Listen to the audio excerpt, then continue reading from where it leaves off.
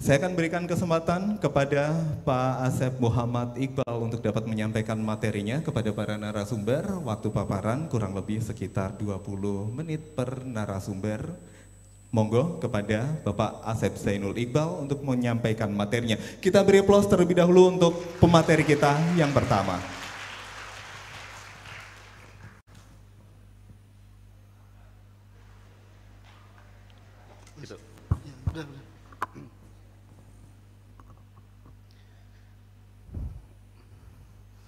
Bismillahirrahmanirrahim. La haula wala quwata illa billah. Assalamualaikum warahmatullahi wabarakatuh. Sampurasun. Ada yang menjawab. Terima kasih.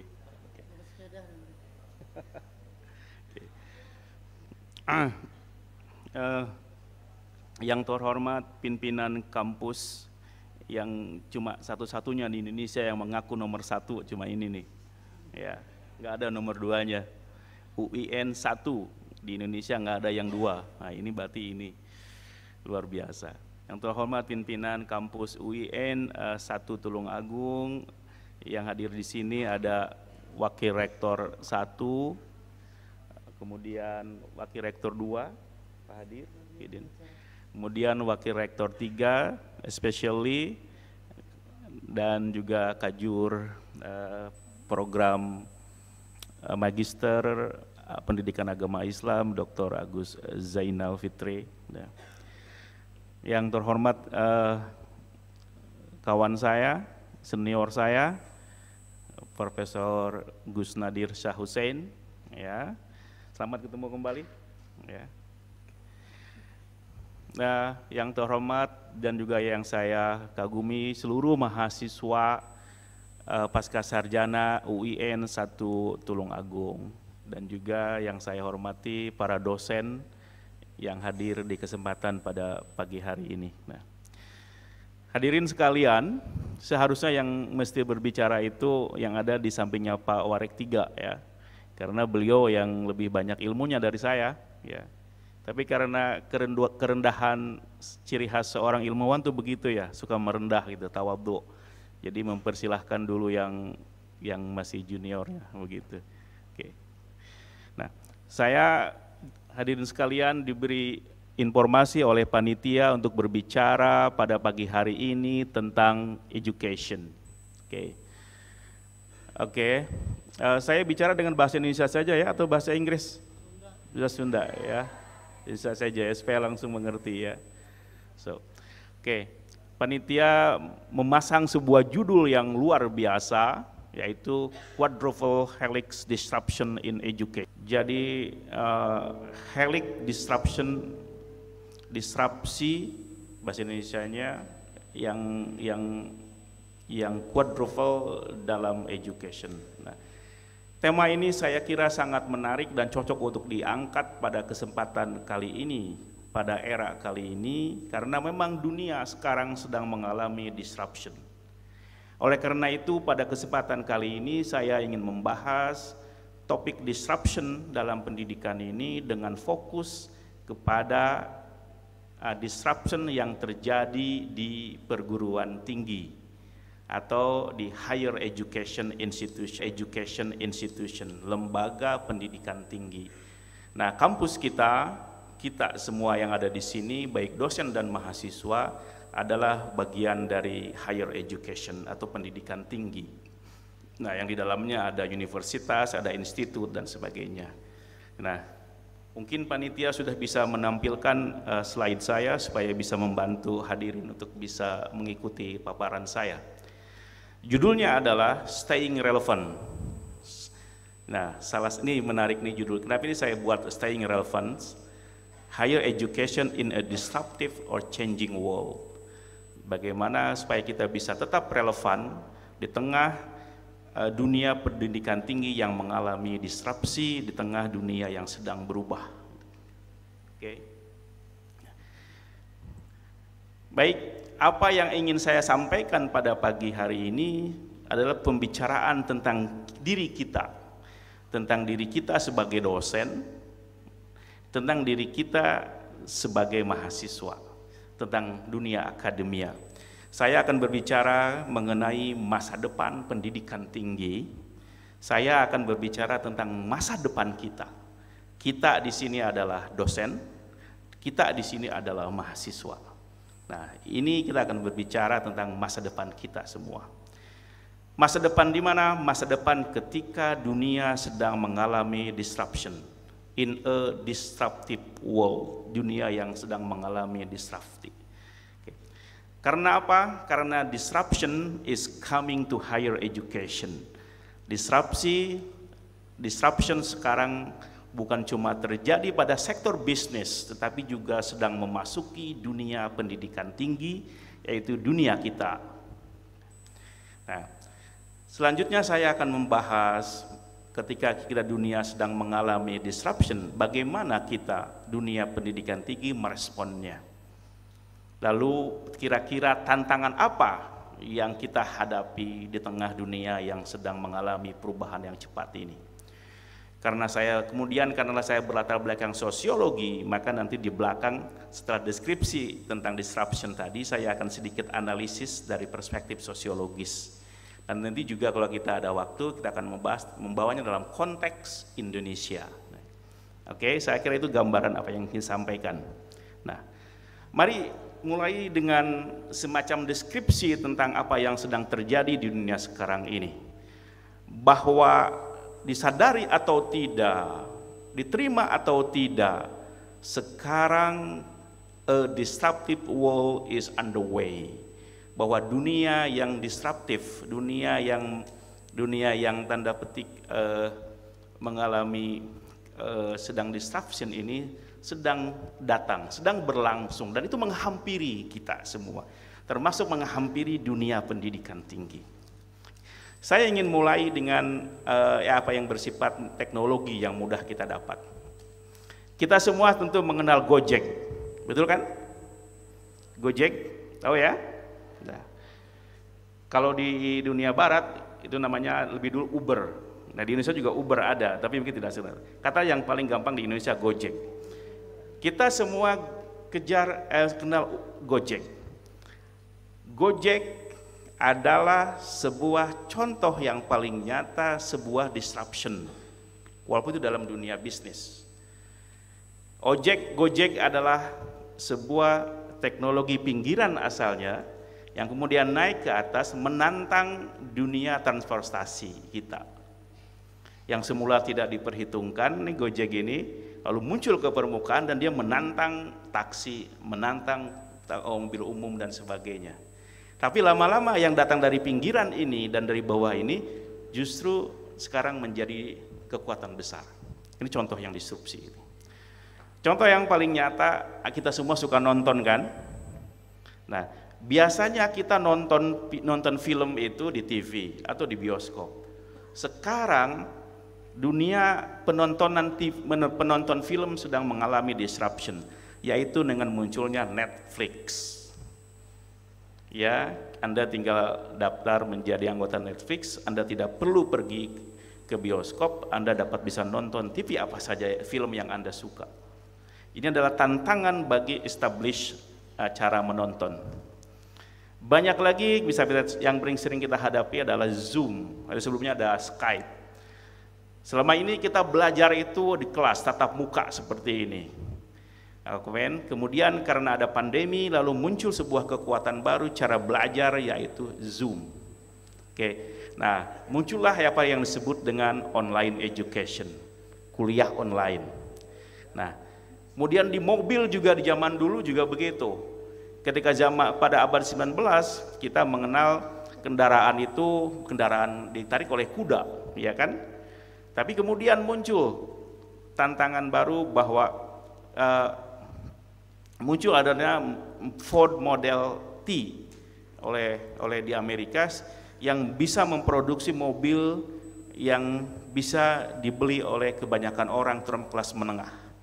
Sehingga ini menantang establishment industri transportasi ketika itu.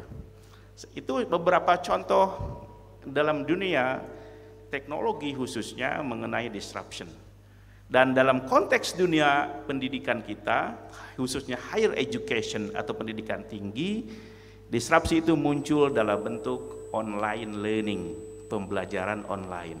Kita mengalami 2 tahun kemarin, kita Zoom, ada Skype dan sebagainya. Ini adalah sedang disrupsi. Nah, ini contoh kecil saja ya, daripada disrupsi yang sedang memasuki dunia pendidikan tinggi. Pertanyaan berikutnya, what is disruption? Apa itu disruption itu? Disrupt, dari sering di Indonesia menjadi disrupsi ya, dari bahasa disrupt. Nah, sebenarnya disruption itu asal katanya berkembang dalam dunia bisnis, tapi kemudian menyebar juga ke dunia-dunia lainnya, termasuk dunia pendidikan. Nah, yang pertama kali mengumumkan adalah namanya Clayton Christensen, seorang profesor administrasi bisnis, manajemen bisnis dari Harvard Business School, dalam tulisannya Disruption Innovation. Nah, dalam pandangan dia yang disebut dengan disruption adalah sebuah proses di mana sebuah produk yang awalnya pinggiran atau sebuah layanan yang asalnya pinggiran, kemudian lama-kelamaan naik ke atas, menantang sebuah sistem, sebuah produk yang sudah ada. Nah, yang sudah ada inilah abai.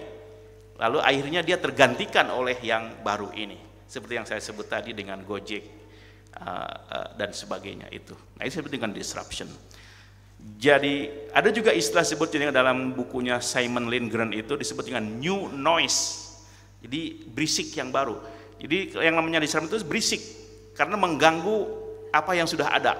Seperti tadi tuh, Gojek itu membuat marah taksi, ya kan? Itu disruption. Noise, berisik. Nah, tetapi lama-kelamaan yang berisik ini, yang kecil ini, yang pinggiran ini nanti naik ke atas, sekarang bahkan menjadi dominan sekarang. Siapa yang tidak menggunakan Gojek sekarang? Dengan yang serupanya, Grab dan sebagainya. Nah, okay. Nah, jadi yang disebut dengan disruption adalah gangguan atau problem yang mengganggu apa yang sudah ada, sistem yang sudah ada, atau sebuah produk yang sudah ada, atau layanan yang sudah ada. Dan ini bisa melahirkan radical change, perubahan yang radikal terhadap industri yang sedang ada, termasuk juga dalam dunia pendidikan. Kalau selama ini kita mengandalkan pendidikan itu dengan pendidikan tatap muka seperti ini, dengan adanya online learning, itu terjadi radical change dan ditantang nih face to face learning seperti ini dengan online learning dan sebagainya. Nah, karena itu para hadirin sekalian, hampir sekarang di berbagai sektor di dunia yang sekarang ini tidak ada yang imun dari disruption. Termasuk kita nih, dunia pendidikan tinggi kita juga tidak imun dari disruption ini. Oke, tetapi memang tidak semua inovasi itu adalah disruption. Ya, ada juga yang tidak berhasil menggulingkan apa yang sudah ada tadi, ya. Nah, sekarang disrupsi apa yang sedang terjadi dalam perguruan tinggi? Faktanya adalah mau tidak mau sekarang disruption itu sedang menghampiri dan mendatangi dunia pendidikan tinggi, dunia kita, dunia universitas. Buktinya apa? Nah, dulu kita mengenal apa yang disebut dengan the golden age of universities. Jadi masa emas universitas, di mana universitas dianggap sebagai investasi yang sangat tinggi untuk naik mobilitas sosial, untuk meningkatkan ekonomi kita dan sebagainya, sehingga universitas dianggap sebagai sarana yang paling penting untuk kemajuan ekonomi semua bangsa. Jadi inilah terjadi sekitar kira-kira 10 tahun ke belakang, mulai tahun 60 sampai tahun 90 kita mengalami golden age, bahwa universitas atau kuliah itu merupakan investasi yang sangat berharga untuk kemajuan sebuah bangsa, sebuah masyarakat. Tetapi pandangan seperti ini sekarang mengalami tantangan karena perguruan tinggi mengalami disruption. Karena apa? Sekarang perguruan tinggi tidak akan sukses kalau tidak mengalami perubahan, tidak akan mengalami sesukses tahun 60 sampai 90 ke belakang kemarin itu. Nah, karena apa? Sekarang muncul tantangan-tantangan baru. Nah, misalnya sekarang universitas mesti memperhatikan bukan cuma dirinya tetapi juga other stakeholders. Terutama siapa? Customer-nya. Siapa customer universitas? You. students. Kalau sekarang universitas mengabaikan main stakeholdersnya yaitu mahasiswa atau student, maka universitas perguruan tinggi akan kehilangan relevansinya di masa kini dan beberapa dekade ke depan. Oke. Nah, karena itu tantangan ini yang harus direspon oleh universitas. Nanti universitas harus mengalami bagaimana seharusnya menghadapi tantangan-tantangan ini. Nah, mengapa sekarang golden age of university sudah mulai hilang? Bahwa universitas dianggap sebagai investasi yang paling sebagai berharga bagi kemajuan sebuah bangsa masyarakat. Karena memang sekarang tantangannya adalah dengan faktanya biaya kuliah itu semakin mahal. Ya kita rasakan sendiri kan, biaya kuliah itu semakin mahal. Kalau kita misalnya di negara-negara barat, di Australia yang kami tahu, Pak Nadir saya yang tahu, sekarang biaya kuliah itu semakin mahal. Nah, karena itu kalau biaya kuliah semakin mahal, maka orang berpikir buat apa pergi ke perguruan tinggi? Kalau apa yang dikeluarkan untuk kuliah nanti lebih mahal daripada yang didapatkan dari gelar yang didapatkan.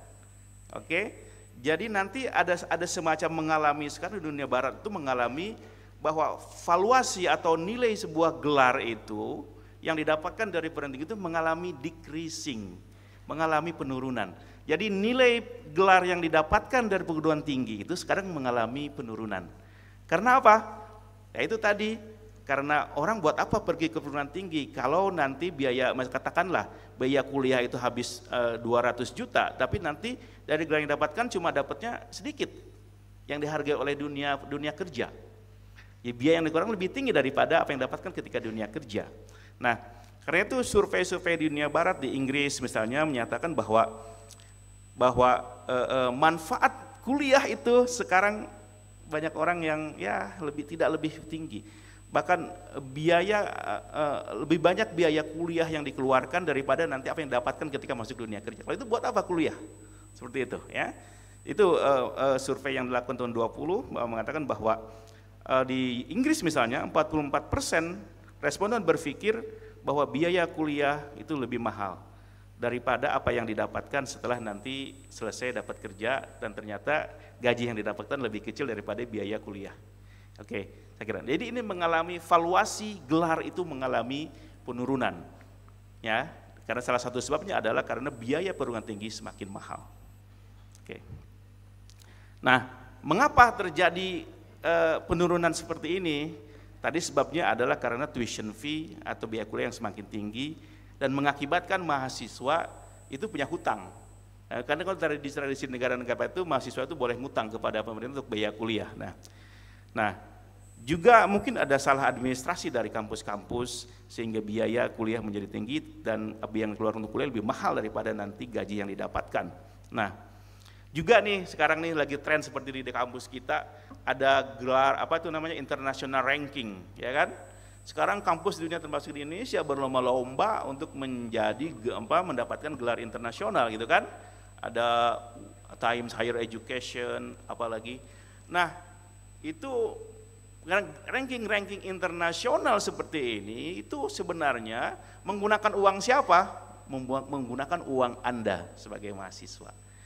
Uang yang Anda bayarkan itu digunakan oleh universitas untuk membiayai riset, untuk meningkatkan performance-nya. Nah, akibatnya apa? Dan itu biaya besar, biaya kuliah Anda banyak diambil untuk hal seperti ini. Dan dalam beberapa kampus menjadi naik. Nah, itu. Jadi itu ranking-ranking itu tidak semudah yang kita bayangkan sebenarnya. Dan juga penurunan valuasi terjadi karena memang penurunan valuasi gelar itu terjadi karena memang industri itu dunia kerja sekarang menuntut yang berbeda. Kalau dulu kalau kita kuliah punya gelar bawa S1, bawa ijazah S1 kita atau S2 dapat gaji besar karena melihat ijazahnya. Tapi sekarang yang dituntut bukan sekedar selembar ijazah, tapi skills, practical skills. Ya kan, justru yang skill-skill ini yang tidak diajarkan oleh kampus. Akibatnya mengalami penurunan tuh valuasi gelar itu. Nah, misalnya apa yang diminta oleh dunia industri? Social skills, emotional intelligence, teamwork, communication, and time management. Nah ini adalah skill-skill yang tidak diajarkan oleh universitas, yang tapi dituntut oleh dunia industri. Karena tidak disidang oleh kebanyakan kampus, maka gelar Anda mengalami devaluasi. Ini yang sedang terjadi. Misalnya sekarang Google itu, kalau Anda melamar kerja di Google, mereka tidak akan menanyakan apa ijazah Anda. Tapi what can you do untuk bekerja untuk Google itu dan perusahaan-perusahaan digital lainnya? Mereka nggak bakal nanyakan itu. Nah, ini berarti ada proses devaluasi gelar itu. Oke. Nah, sekarang pertanyaan berikutnya itu dari disruption yang terjadi di pendidikan tinggi itu, pertanyaannya mengapa itu terjadi? Ya kan? Tadi begitu terjadi disruption dalam higher education, pertanyaan berikutnya adalah why. Nah, untuk pertanyaannya mengapa ini terjadi, banyak faktor penyebabnya. Saya menyebutnya drivers of global change, pendorong-pendorong perubahan global. Yang pertama adalah karena government policy, kebijakan pemerintah. Mengapa?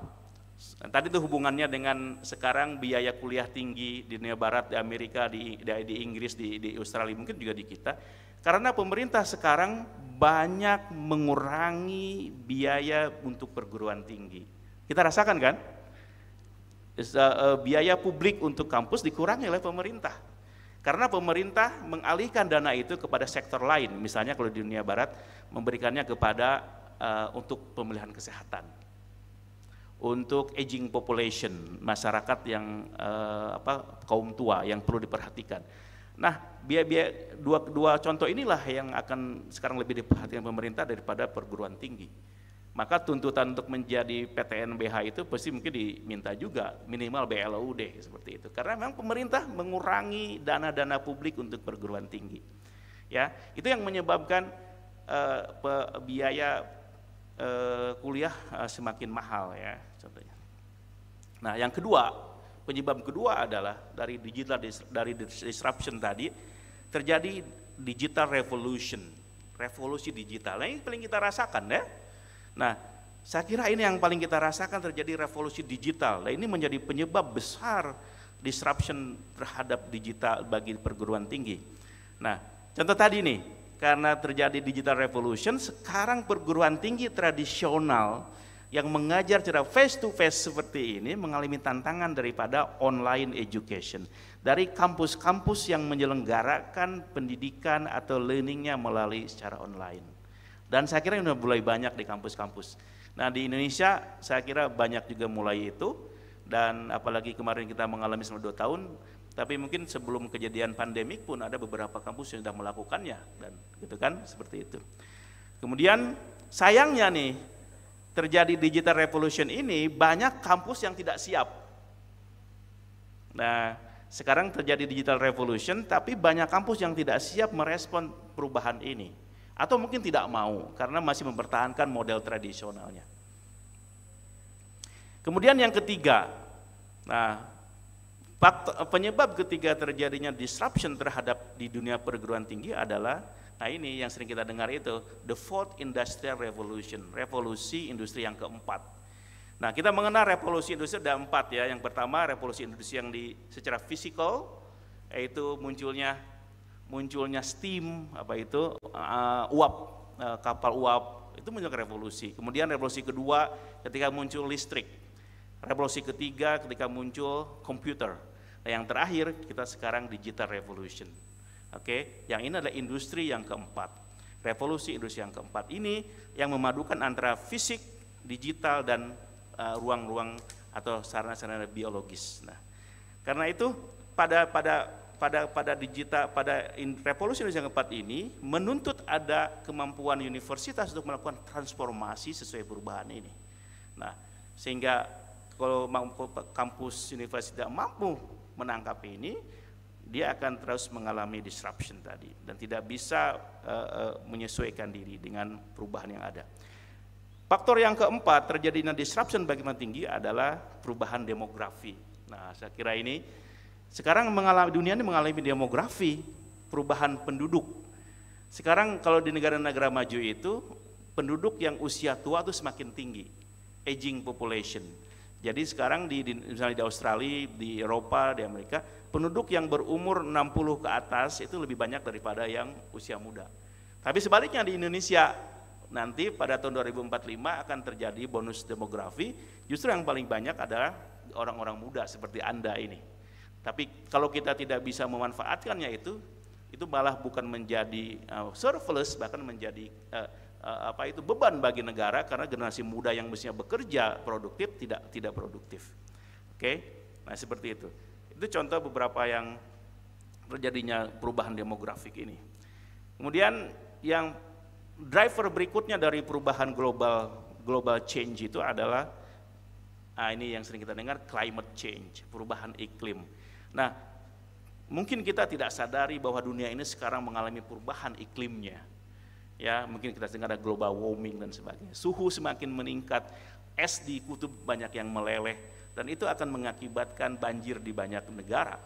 Nah ini saya kira perubahan-perubahan yang mendorong terjadinya, berefek kepada faktor-faktor munculnya perubahan-perubahan global, termasuk nanti mengarah kepada perguruan tinggi. Nah, nih faktor yang keenam, nah ini yang berkaitan erat dengan perguruan tinggi adalah disruption itu muncul karena sekarang kita memasuki apa yang disebut dengan the age of customer. Age of customer. Jadi masa atau era customer, era pelanggan. Nah, sekarang yang mesti menjadi kita perhatikan oleh berbagai sektor perguruan tinggi adalah customer. Siapa customer perguruan tinggi? It's you.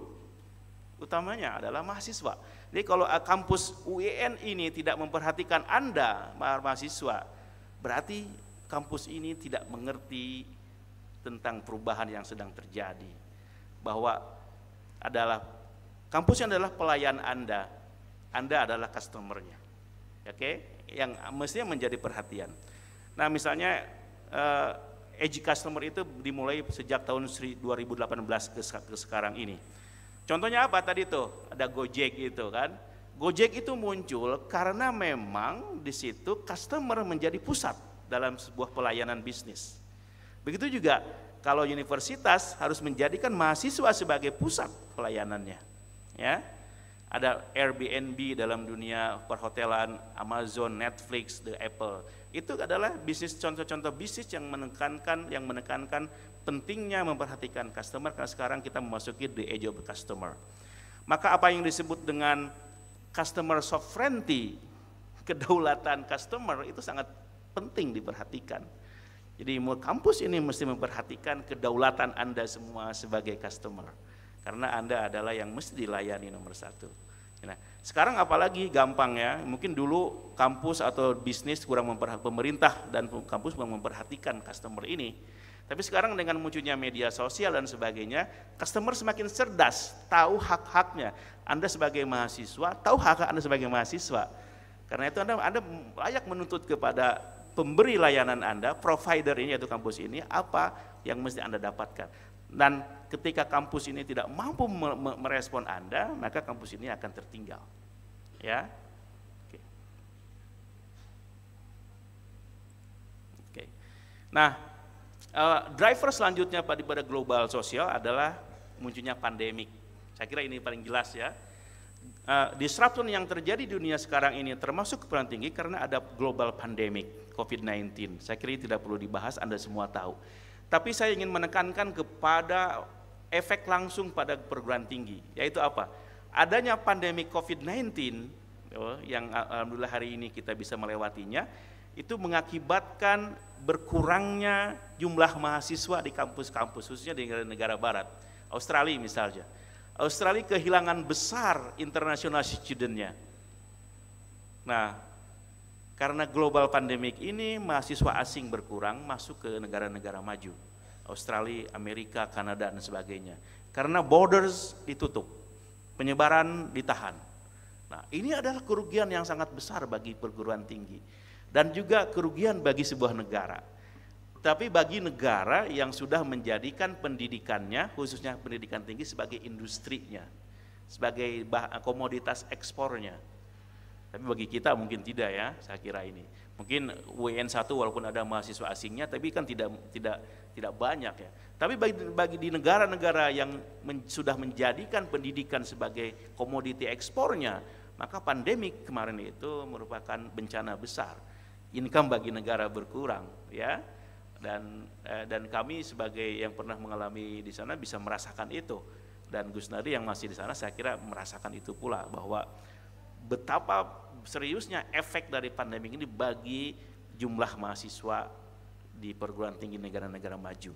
Nah, sekarang akibat lainnya adalah kuliah itu lebih diutamakan digital first. Jadi aja digital first. Jadi digital dulu deh, mulai online learning. Kalau tatap muka sekarang mungkin akan menjadi suplemennya. Kalau dulu kita adalah yang utama adalah tatap muka ya. Sekarang mungkin akan terjadi yang utama adalah bukan tatap muka, ada digital learning. Kemudian yang suplemennya, dukungannya adalah tatap muka. Nah, jadi terbalik, saya kira ini perubahan akibat pandemi. Oke. Nah, sekarang pertanyaannya, kalau kita sudah mengerti deskripsi tentang apa yang sedang terjadi, kita mengerti apa sebabnya, sekarang bagaimana kita meresponnya sebagai pendidikan tinggi? Maka satu poin sebagaimana judul tampilan saya adalah bahwa kuncinya adalah staying relevant. Bagaimana kita kampus ini perguruan tinggi bisa tetap relevan dirinya sesuai dengan perubahan yang sedang terjadi ini. Ketidakmampuan menjaga relevansi inilah yang akan nanti dunia akademik akan mengalami kehilangan relevansinya. Kita semua sebagai dosen akan kehilangan pekerjaan. Anda semua sebagai mahasiswa tidak akan mendapatkan gelar yang bermakna bagi hidup Anda. Anda tidak akan memperoleh pendidikan yang Anda harapkan sesuai dengan dunia kerja Anda. Maka staying relevant ini sangat penting bagi kita bisa survive di tengah dunia yang sedang mengalami disrupsi ini. Pertanyaannya, apakah pendidikan tinggi akan mengalami harus melakukan transformasi atau melakukan optimizing atau hanya diam saja? Pilihannya tidak nomor 3, pasti nomor pertama atau nomor 2. Perguruan tinggi kampus melakukan transformasi atau setidaknya melakukan optimisasi. Apa maksudnya? Kalau transformasi itu kampus melakukan perubahan fundamental dalam operating modelnya. Tapi kalau optimisasi, modelnya masih ada yang lama tetapi dioptimalkan seperti itu ya. Nah, ini saya kira perguruan tinggi, contohnya ini kampus ini mesti tepat merespon disruption yang sedang terjadi bagi perguruan tinggi ini. Oke.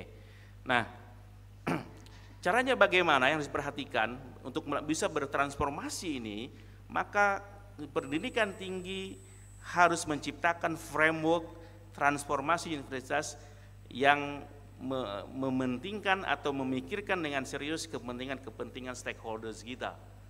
Siapa stakeholders kita? 1, mahasiswa. Ketiga, dunia industri. Yang ketiga, masyarakat. Yang keempat tadi itu pemerintah. Nah, sorry? 2 minute, oke ya. Oke. Nah, kita penting nih. Perguruan tinggi kalau ingin tetap relevan, kita harus melakukan transformasi yang tepat ya, seperti.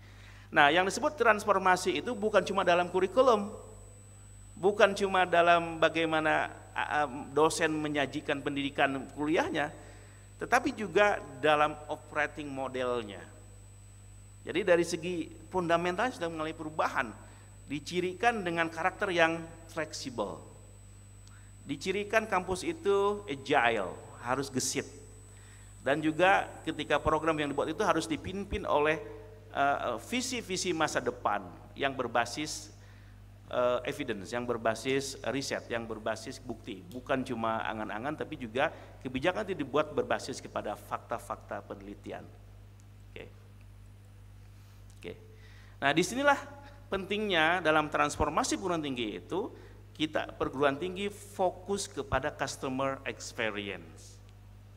Karena tadi itu the age of customer is coming, maka customer yaitu Anda semua sebagai mahasiswa mesti menjadi fokus kampus. Jadi we should focus on you as a customer your experience sangat penting dalam hal ini. Nah, maka ada yang disebut dengan student-centric strategies. Maka dari situlah kampus harus mengembangkan strategi-strategi yang berfokus kepada student, kepada mahasiswa. Jangan melihat diri kita, apalagi rektor, pegawai administrasi mementingkan dirinya sendiri gitu kan, dan kebijakan-kebijakannya tidak dibuat, harus dibuat demi kepentingan mahasiswa sebagai customer. Jadi nggak boleh tuh kan rektor sekarang bikin kebijakan yang hanya melihat dirinya sendiri, tapi harus melihat Anda sebagai customer. Supaya apa? Staying relevant. Ya.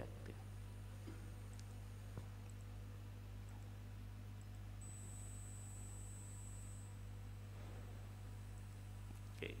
Nah, dari apa yang saya sampaikan tadi, apakah itu gampang? Jawabannya tidak. Ya. Ini tantangan besar bagi dunia perguruan tinggi dengan sedang mengalami, yaitu karena itu tantangannya apa? Misalnya pasti kita akan ketika akan melakukan transformasi pendidikan perguruan tinggi tadi, tantangan pertama adalah kampus pasti mengalami kurangnya staf yang berkualitas. Ya, tentu diperlukan dosen yang punya wawasan bagus, pegawai administrasi yang sangat bagus untuk bisa stay relevan tadi. Mahasiswanya juga tantangannya adalah dituntut jangan sampai mahasiswa yang masuk ke kampus ini ke mahasiswa yang kurang berkualitas. Akhirnya juga tidak, walaupun kampus sudah berpikiran maju, staying relevan, tapi kalau mahasiswanya masih terbelakang nggak nyambung juga. Gitu. Tetap mahasiswanya juga dengan pihak kampus harus sama-sama punya keinginan yang sama, kualitas yang sama untuk mengalami merespon disruption ini dengan sangat baik. Ini kalau tidak akan terjadi mismatch, ya, tidak bisa merespon dengan baik. Ya. Nah, terakhir saya ingin menyampaikan secara analisis sosiologis. Apa yang saya sampaikan tadi mengenai perubahan-perubahan di dunia dalam dunia pendidikan tinggi, disruption yang sedang terjadi pada dunia tinggi adalah sebenarnya bukan hal yang baru. Dunia ini selalu berubah. Kalau mengutip ucapannya Heraklitus, dia bilang, "Ta pantare kai auden menei, everything flows and nothing stays." Segalanya di dunia ini selalu berubah, tidak ada yang tetap kecuali perubahan itu sendiri. Nah, Nah, dalam konteks sosiologis, perubahan sosial ada menjadi fokus kajian sosiologis. Nah, dalam banyak faktor penyebab perubahan-perubahan sosial, yaitu ada perubahan alam, ada perubahan demografis yang tadi saya sebutkan, inovasi teknologi, perubahan ekonomi, ide-ide baru muncul, social movements, dan juga proses-proses politik. Ini adalah dalam konteks sosiologis merupakan penyebab-penyebab terjadi perubahan sosial. Ini yang kita rasakan sekarang ini, disruption ini disebabkan oleh faktor-faktor yang saya sebutkan tadi. Nah, bagaimana untuk bisa sukses menghadapi perubahan ini? Kuncinya cuma satu, adaptation and cooperation. Untuk bisa staying relevant, untuk bisa survive dalam disruption ini, you have to adapt, you have to cooperate. Anda semua harus beradaptasi terhadap perubahan, lalu bekerja sama. Nah, inilah dua ciri yang tidak dimiliki oleh makhluk lain selain manusia. Nah, kalau kita mengutip pandangannya Darwin, ini saya kira tepat kan? It is not the strongest of the species that survives, not the most intelligent. It is the one most adaptable to change. Jadi yang akan bertahan itu bukan yang paling kuat, bukan pula yang paling pintar, tapi yang paling bisa beradaptasi terhadap perubahan. Oleh karena itu, universitas perguruan tinggi termasuk UIN 1 Tulungagung kalau ingin tetap relevan untuk bisa survive 100 tahun kemudian, tidak ada cara lain kecuali beradaptasi terhadap perubahan. Dengan cara bagaimana? Be an innovative university, menjadi universitas yang inovatif. Dengan cara bagaimana? Changing your DNA of education from inside out. Anda merubah DNA perguruan tinggi Anda, tadi perubahan fundamental tadi, dari dalam, yang nanti akan berpengaruh kepada keluar. Ini saya kira yang disampaikan oleh Clayton Christensen dalam bukunya Innovative University. Agar universitas bertahan pada era disruption ini, Anda semua harus menjadi innovative university. Untuk apa? Stay relevant. Saya kira itu. Terima kasih. Terima kasih. Stay relevant. Be innovative in the changing world like today. Baik, terima kasih Bapak Asep Muhammad Iqbal atas presentasinya pada kesempatan